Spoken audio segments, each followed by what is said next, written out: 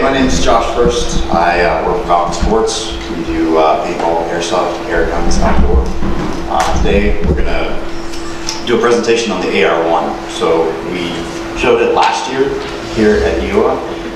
We probably shouldn't have because it's been like one of the longest releases in our arsenal, but I can explain why it was delayed for release. We just kept finding ways to improve it, and we just kept going with it. And then finally we just gained critical mass, and it was like, okay, it's time to launch it, and it'll actually be launching in the US at the end of this month. So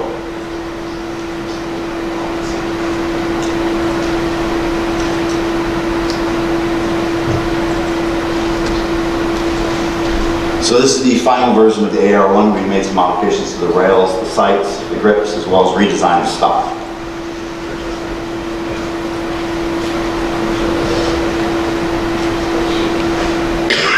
So if you're not familiar with the AR1, it is a liberated air system. It is an HPA rifle that does not rely on any external air source. It is self-contained and hidden in the profile of a real AR. It gets anywhere from 1,600 to 1,800 shots. Last year when we talked about it, we're getting about 1,000 to 1,200 shots per tank. And it's the first rifle that you can actually skirmish with out of the box. All it needs is ammo and air. You can use your existing AEG magazines. It's ready to go right out of the box. It is 100% mechanical, no batteries, no secondary regulators needed. It is internally regulated, and it has 3 moving parts: the bolt, the valve, and the pawl, the trigger series. The entire system has 8 O-rings. 2 of those are in the bolt that you primarily have to worry about. That's on a contact surface friction that needs lubrication. The rest of them are just for air seal purposes between the stock and the valve system. So extremely easy to maintain and lubricate.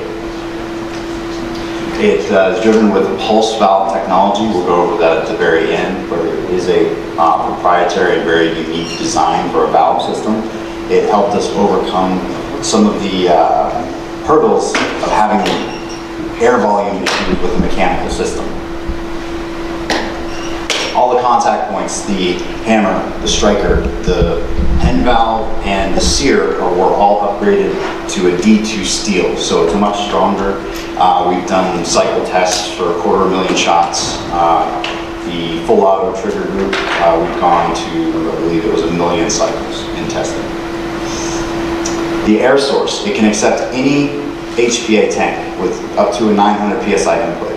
So most paintball tanks are 900 to 850. There are SLP, super low pressure tanks, which are 300 to 275. It will cycle. It has a kind of a gentler blowback, but it actually becomes more efficient when you use a low pressure tank. And there's nothing that has to be modified or changed out. You have to readjust the manifold system to accommodate lower operating pressures. It also maintains energy and velocity. You don't lose an FPS ceiling once you reduce the operating pressure.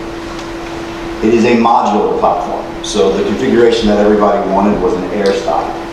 The air stock system is removable. The ASA is actually, the outside dimensions of the ASA is the same as the inside dimensions of a real steel buffer tube and or gas blowback. We are coming out with supporting stocks, a PDW stock, a mil-spec air-through stock, and a standard mil-spec stock, so you can have upgrade options. The grip is actually a real AR gas blowback grip, so you have unlimited customization options so that you can use anything to liking, ranging from mag, bolt, and Mako to any of the popular manufacturers.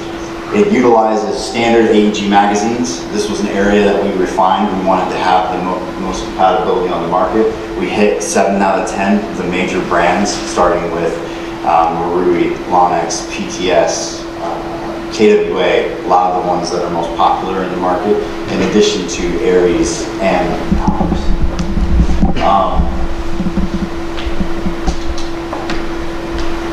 It will actually have two trigger groups. The trigger system is modular, so you can remove through 2 pins and the selector, and you can change out the trigger groups. The The first trigger group that the US version ships with is a full auto or select fire. It also, in the full auto position, has a secondary fire mode similar to a P90 or a Steyr, where when you pull the trigger with a half pull, it fires once. Once you continue to pull through the rest of the travel, it will kick into full auto. And we will also have a German compliant semi-auto sear that is incapable of going full auto. The trigger group can be changed with a ballpoint pen. It's almost toolless. You can just punch them out and remove it. One thing to note is that the system, the air system, is isolated to the lower. So you can open it. You can open it like a real AR, service the bolt, lubricate it, adjust rate of fire, adjust your trigger reset, adjust your velocity, all while the system is pressurized. So this is actually very unique to the system as well. The full auto trigger was another point where we had to take some time to refine it. It utilizes a dampener, a pneumatic dampener that is independent and isolated from the air source. It does not need to be, the air source is not running through the dampener. Everybody knows, yes, you can make a mechanical gun full auto, but you can't. It's not easy to regulate its rate of fire. It is the smallest dampener in the world. It has a 4 millisecond reset. The rate of fire adjustment ranges anywhere from 5 rounds a second all the way up to 30 rounds plus. The rate of fire and velocity are internal. We will have a tournament rear body pin that you'll be able to zip tie through and lock it after the adjustments are done, but you do have to open the rifle to do it. There are no external adjustments or manipulations that can be made to adjust your velocity or anything. We already, in addition to the 3 stock options that we are going to be coming out with later this year, we will also have an airline grip where the QD nipple is concealed in the grip itself. So if you install the mil-spec buffer tube and have all of your accessories and then you disconnect the remote airline, you cannot tell that it's an air system. It looks exactly like an airline. We went over the maximum input pressure is 900 psi rounds per second. This was made for all the guys in the US, but its energy range is 0.75 joules all the way up to 3 joules. So it has a pretty high FPS ceiling, and you can also take it down pretty low. As far as airsoft compatibility, this was another area we worked really hard on. It has, it's a gas blowback Western Arms style outer barrel. A little trick, there is a secondary collar we may or may not release that will allow you to either use our barrel or Western Arms barrel, gas blowback, barrel, pop-up, bucking, and chamber. So it's one of the first rifles that could accept both. It uses an AEG bucking, and it also has a proprietary 2-stage hop-up. It's a CNC aluminum that uses a rocker arm that presses down on a concave Delrin spacer on the bucking. But it is, the 2-stage part is there is a larger screw with a smaller inner screw. You adjust the inner screw to set your pop-up range. Once you have that set, you can use the outer screw to turn it on or off. So if you need to chronograph, you can go to the chrono, turn the system off. Once you turn it back on, your hop-up is exactly where you set it. You don't lose your setting. Pulse valve technology. So HPA in the European market is still kind of a mystery, but a lot of the accuracy issues people see when they are first starting to experiment with them are due to over volume. You're pushing too much air behind the BB, and it destabilizes the BB's flight trajectory once it exits the barrel. So you have to set your air volume to your BB weight and your barrel length as well as your bore size. So just a simple graph to explain pulse technology. AEGs are a graduated air ball.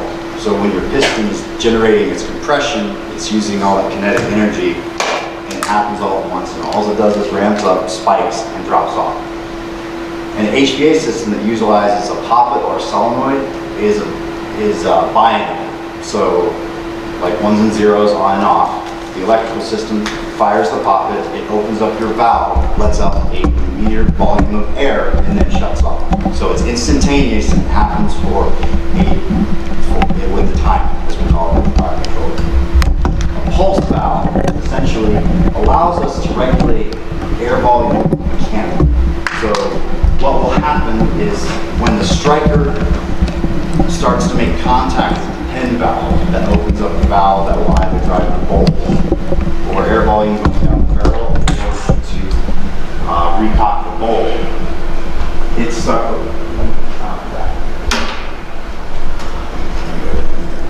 on the pulse valve, essentially what it does is it will start to ramp up and it will spike, and the BB will be allowed to exit the barrel with as little air as possible, but as much as needed to maintain velocity. So therefore, when you adjust for your BB weights or your barrel lengths, all you have to manipulate is your operating pressure, how much you constrict the upper manifold adjustment, and that's essentially how we got away with the pulse valve mechanical system. Why this is important is because it's very friendly to tight bores as well as wide bores. A lot of blowback systems do not like wide bores because it needs a cushion bear around the BB, and when recoil comes into play, the BB will actually bounce inside the barrel like a chaff, and then it throws off your accuracy and your movements. So with our low recoil impulse on the system, as well as the pulse valve technology, we've overcome that, and we have a system that's very forgiving. And that concludes the presentation. Anybody have any questions?